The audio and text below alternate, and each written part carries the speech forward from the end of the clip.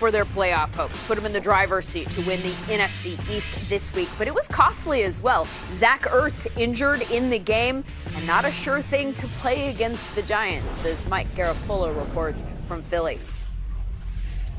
If it were just an issue of the enormity of the game plus pain tolerance, Zach Ertz would be on the field for the Eagles on Sunday. But it's about more than that for the team's tight end. It's about getting clearance from doctors and making sure he's not putting himself at greater risk than just those cracked ribs on Sunday. There are internal organs that the Eagles need to take into consideration here. So we will see if Ertz gets that clearance. He did not practice on Thursday, was listed as did not practice on Wednesday in what was an injury report projection because the team didn't hold a practice. So it looks like for the time being, Dallas Goedert, the second tight end, is going to have to really step up for this team, as will Richard Rodgers, who was just re-signed this week after being cut by the team back in September. Tackle Lane Johnson, he remains out of action. Doesn't look like he's going to play on Sunday. But the good news for the Eagles is running back Jordan Howard, who has not played since November 3rd, is expected to get full clearance and be on the field on Sunday to go alongside rookie running back Miles Sanders, who, by the way, has really stepped it up recently. But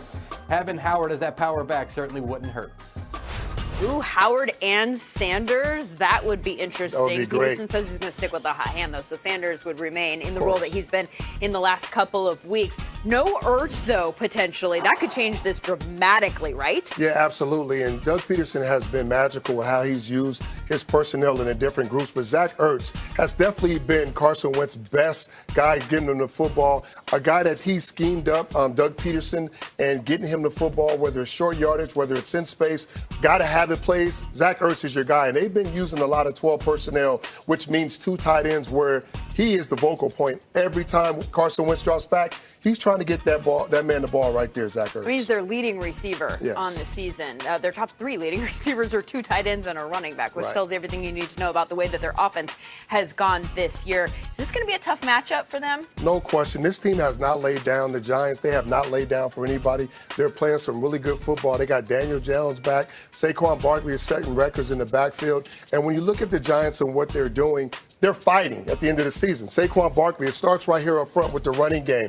You got to prepare for him just handing him the football. He can make all these explosive plays. They're going to design plays, Pat Shurmur, for him in and out of the backfield. And then Daniel Jones moving the pocket. Slater hit him real big last time they played for over 150 yards and a touchdown. Daniel Jones is not a sitting duck in the pocket. He's going to move the pocket, which means that opens up the playbook for their coordinators in calling those different plays. And then when a play breaks down, he can do that. He can move outside of the pocket, and he's extremely accurate down the field. So this team's not laying down.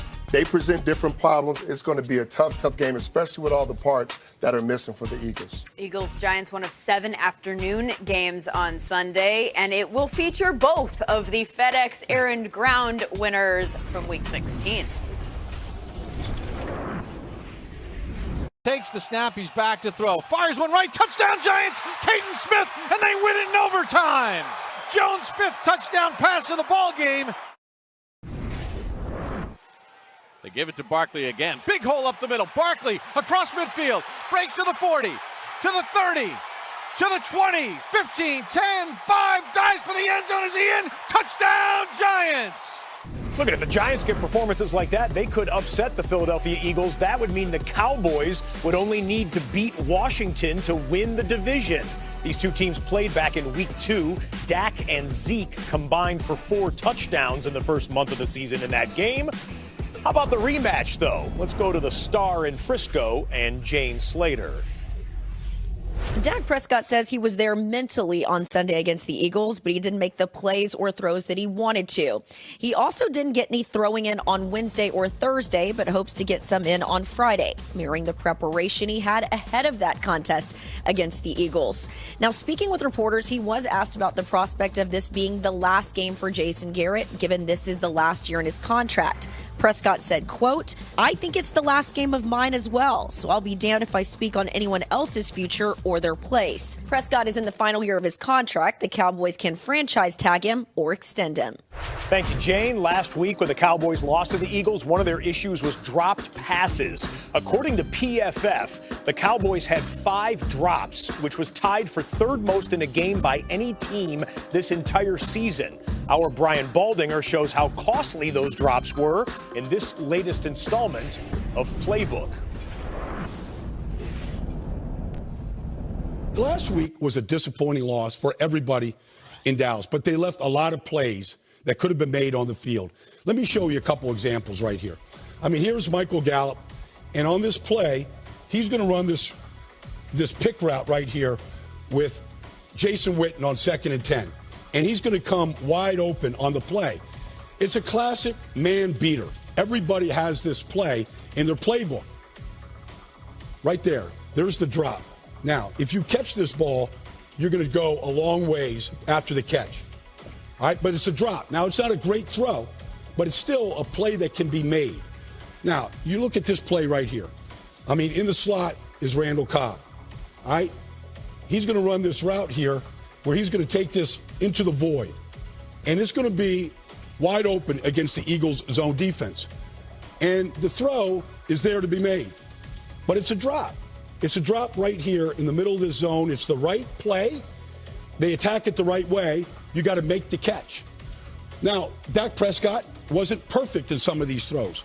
But here, you got a great opportunity for Michael Gallup to get behind Jalen Mills. See Jimmy G's chin line? Holy cow, that is pretty. The guy's got such a chin line. He's got a butt chin. National Tight End Day. It's a holiday. I thought you were supposed to take the day off. It's a National Tight End Day.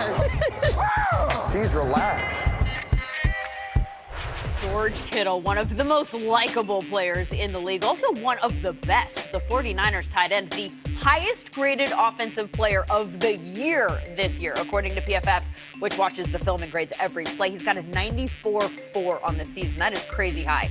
And speaking of watching film, Kittle did that recently with a defensive legend for our Generations series presented by Genesis.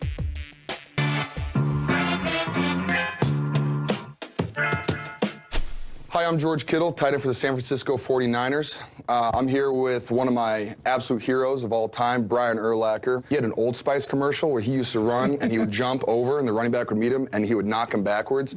And I thought that was like the coolest commercial of all time and I'll never forget it. So we're here, we're gonna break down some film and this is for the 100th year anniversary of the NFL, so we're gonna have some fun with this. Good job. No, I cut promos. Wow, that was really good, George.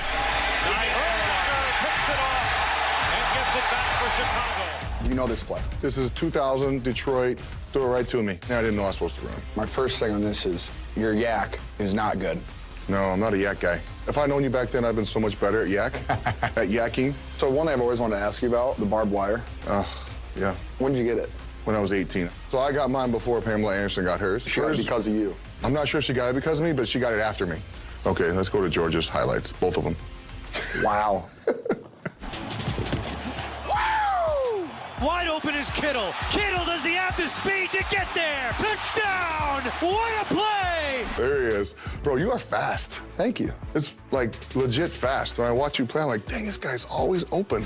Basically, Shannon told me this. He's like, if you get the cover 3 look and we hike it, you'll score a touchdown as long as you don't mess it up.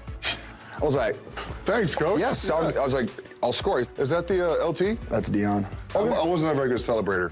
So when you guys, like, do you think about it or do you just like, you know, I'm gonna do the prime time this time? Like, if it's a team thing, it's definitely orchestrated. Were you ever gonna be a tight end? Did you ever think about that? Don't take this the wrong way. No, it's okay. I was kind of fast and I had really good hands, so there's no reason to play tight end. I should have been a receiver. Big game for Kittle this weekend. I'm sure he's been watching a lot of film to get ready for it in Seattle on Sunday against a team that beat them by 3 in Week 10 in overtime. Jim Trotter was at that game and actually found out something very interesting afterward. What did Bobby Wagner tell you? Well, you know, the Seattle defense had played really well at the end of that game, and so I asked Bobby afterwards, you guys seem to have a really good read on him. What was that about? And Bobby said, well, one is familiarity. We felt like we had gotten comfortable with them over the last couple of years. And he said the other thing is late in that game, we started to pick up on Jimmy Garoppolo's reads and his checks.